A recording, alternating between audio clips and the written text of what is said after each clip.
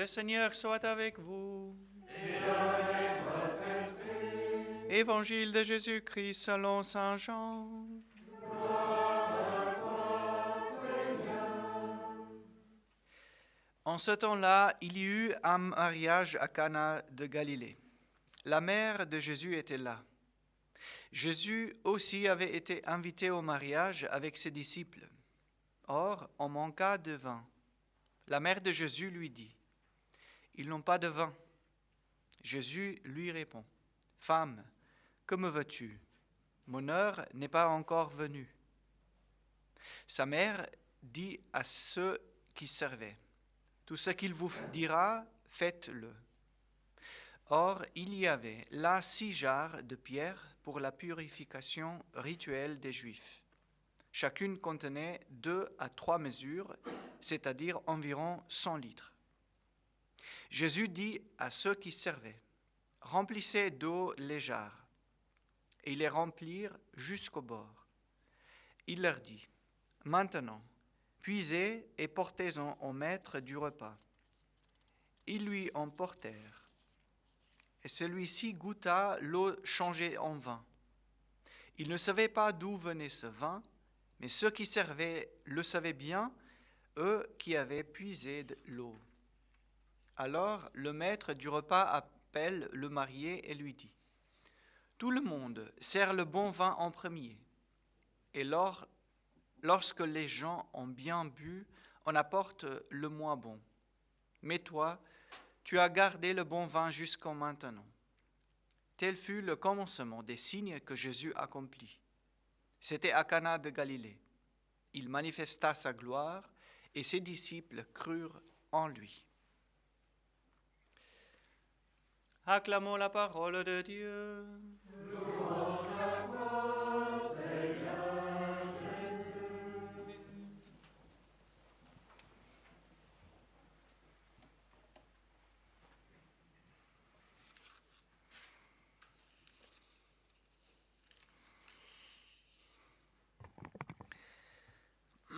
La fête de Notre-Dame de Lourdes nous invite à accueillir la présence de Marie dans nos vies.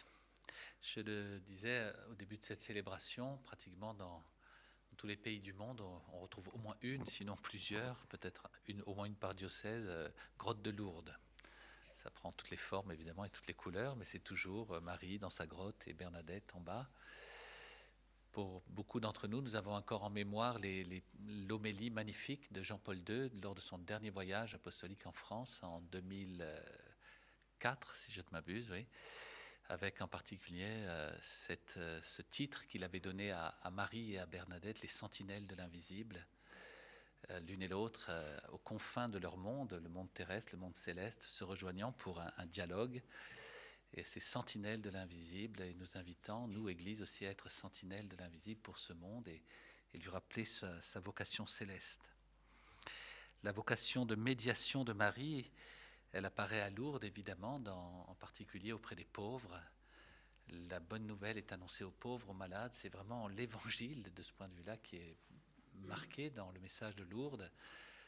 Et puis, évidemment, la dimension théologique aussi, l'Immaculée Conception. Marie se présente sous ce titre qui vient d'être ratifié par le pape 4 ans avant seulement, un titre que Bernadette ne connaissait pas et qu'elle a mémorisé, vous le savez, sur le chemin jusqu'à aller le dire au curé. Et c'est là que le curé, enfin, a cru, parce qu'il a bien compris qu'elle n'aurait pas pu inventer ce titre de Marie et qu'elle ne le connaissait pas.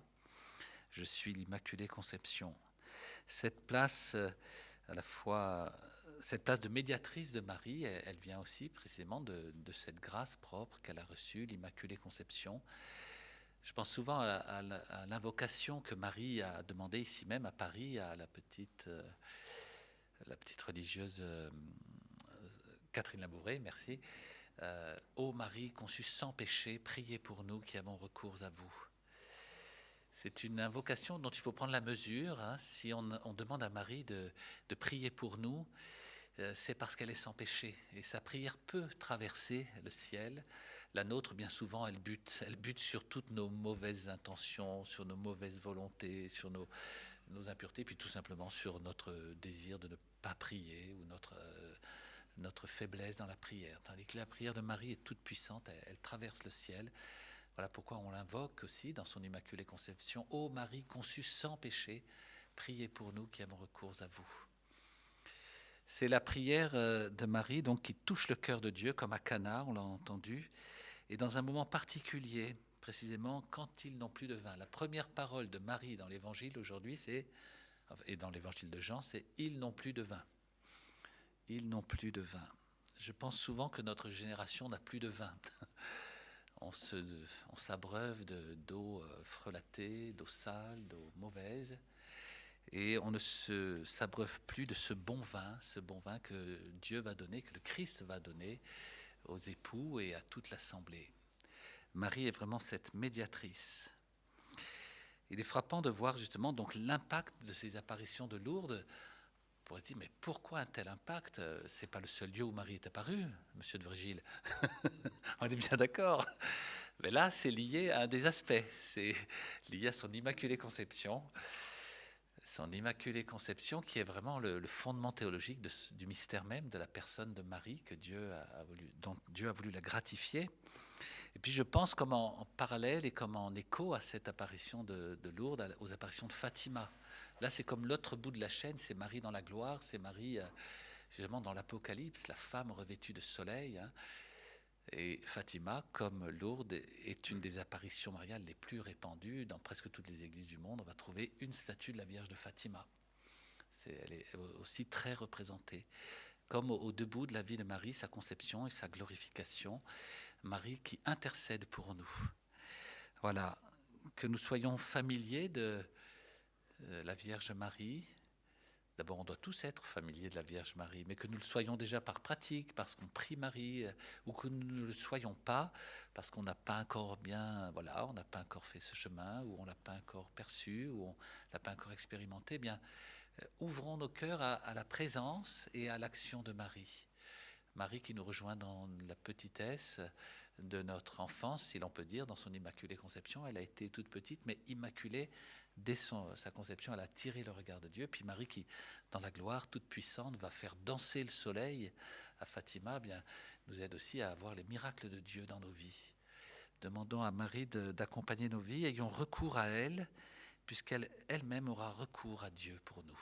Ô Marie conçue sans péché, priez pour nous qui avons recours à vous, et n'ayons pas peur de lui présenter nos faiblesses. C'est le grand miracle de Lourdes, c'est que la sainteté de Marie n'est pas repoussante, elle est attirante. Elle a attiré tant et tant de malades, tant et tant de pauvres.